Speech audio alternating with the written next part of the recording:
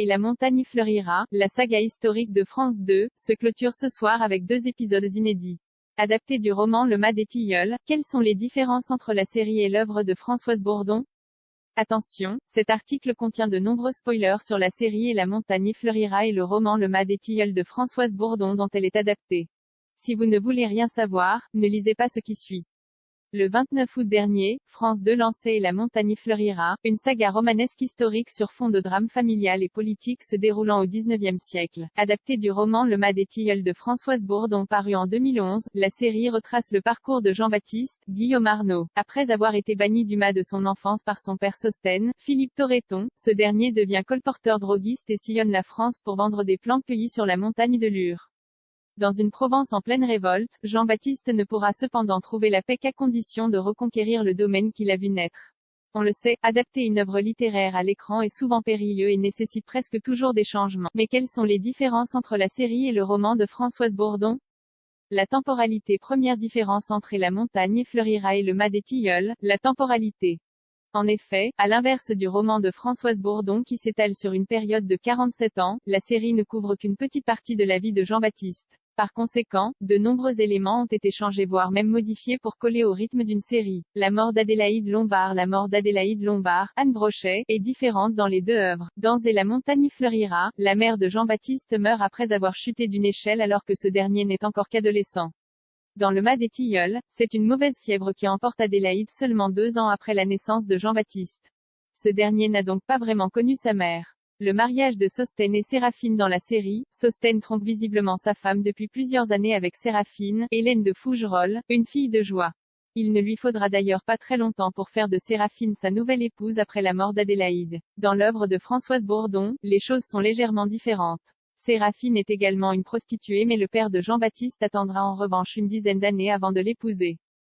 Le frère de Jean-Baptiste dans la série, tout porte à croire que Gaspard, Rio Vega, est le fils illégitime de Séraphine et Sostène. Ce dernier finira d'ailleurs par le reconnaître après avoir échappé de peu à la mort. Sur ce point, rien à voir avec le roman, à commencer par son prénom.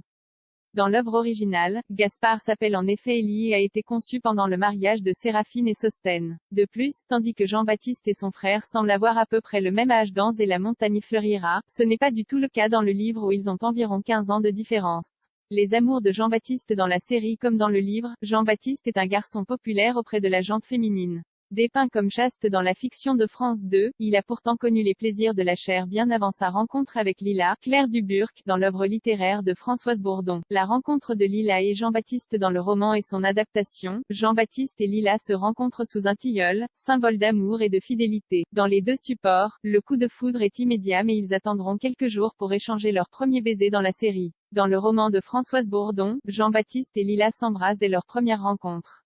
En ce qui concerne leur mariage rapide après leur rencontre et la naissance de leur fils Zacharie, rien ne change toutefois.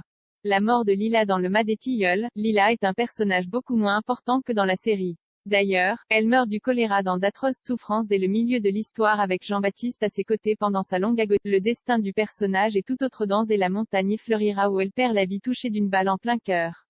Les retrouvailles entre Jean-Baptiste et Sostène dans la série, Sostène se rend dans un hôpital de fortune après avoir appris que son fils souffrait du choléra. Particulièrement affecté de le voir dans cet état-là, Sostène est rempli de remords à son égard. Malheureusement, il mourra ensuite de la même maladie sur le trajet menant au Mas des Tilleuls en pensant que son fils est mort. Dans le roman, les retrouvailles entre père et fils sont loin d'être chaleureuses. En apprenant que Jean-Baptiste a été arrêté pour avoir participé à la révolte des montagnards, Sostène lui rend visite au bagne où il se réjouit de l'état pitoyable dans lequel il se trouve. L'occasion rêvée pour lui annoncer également qu'il lègue le Mas des Tilleuls à Élie. Tout comme dans la série, Sostène décédera en rentrant de son voyage mais d'un coup de froid en imaginant que son fils terminera sa vie derrière les barreaux. Le mariage de Jean-Baptiste et Agathe-Marie à la fin de Et la montagne fleurira, on imagine Jean-Baptiste et Agathe-Marie, Chloé Astor, finir ensemble. Dans le roman, Jean-Baptiste épousera Agathe-Marie 6 ans après la mort de Lila. Malheureusement, cette union n'est pas placée sous le signe de l'amour. En tout cas pas du point de vue de Jean-Baptiste qui peine à se remettre de la mort de Lila dont il est toujours éperdument amoureux. De son côté, Agathe-Marie élève le petit Zacharie pratiquement depuis la mort de son ami et est très éprise du jeune homme. À tel point d'ailleurs que c'est elle qui le demandera en mariage. Bien qu'il ne soit pas amoureux d'elle, Jean-Baptiste acceptera cependant de l'épouser, voyant ce mariage comme un marché.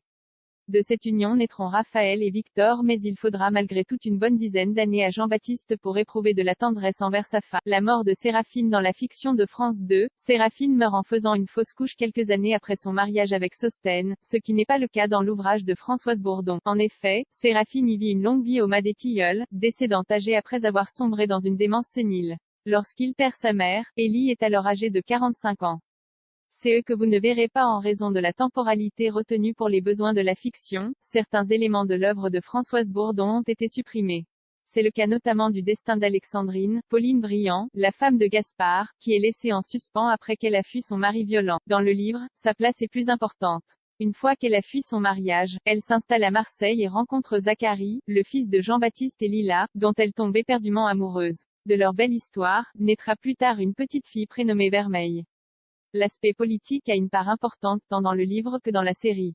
Toutefois, si Lila accompagne Jean-Baptiste dans la révolte qui oppose les montagnards à Louis-Napoléon Bonaparte, dans l'œuvre de Françoise Bourdin, ce n'est pas le cas. En effet, c'est Alexandrine qui se joint à la rébellion aux côtés de Zacharie qui est tout aussi engagé que son père en politique. Le mas des Tilleuls, que ce soit dans le mas des Tilleuls ou dans Et la montagne fleurira, Jean-Baptiste ne trouvera la paix que lorsqu'il aura récupéré ses droits sur le domaine qu'il a vu naître. Tandis que dans la fiction de France 2, il est jeune lorsqu'il remet les pieds dans cet endroit qu'il aime tant, il lui faudra attendre ses 64 ans dans le roman.